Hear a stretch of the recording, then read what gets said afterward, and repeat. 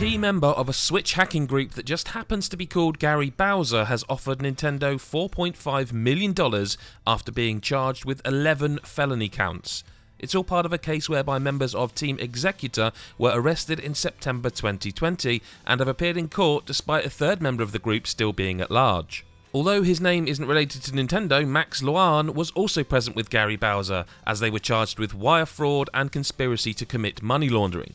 But instead of facing this trial, Bowser has decided to plead guilty to trafficking in circumvention devices and conspiracy to circumvent technology measures, and offered $4.5 million in form of recompense, as well as also saying he'll help find other members of the team. In plain English, this basically means the charges he's pled guilty to are surrounding making mod chips and selling them. In other words, reverse engineering the technology to find out how to make mod chips, change the hardware functionality, and then selling the chips to the public.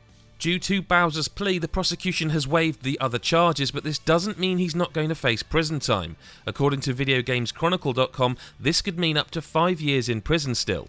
Apparently Bowser was part of Team-Xecuter from June 2013 until he was arrested in September 2020, also operating under the name Axio Games and Max Console.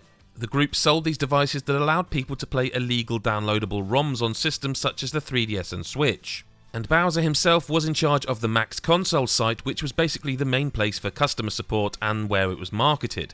On top of that, he was also in charge of a ROM site that offered over 10,000 games for people to download illegally. Team-Xecuter isn't the only group like this Nintendo is going after, and despite upgrading the Switch and Switch Lite to be harder to crack like this, the company continues to file suits against groups that promote illegal activity like this, and not people who are just named after their game characters. For more on Nintendo and for what's new and what's next, head to nme.com.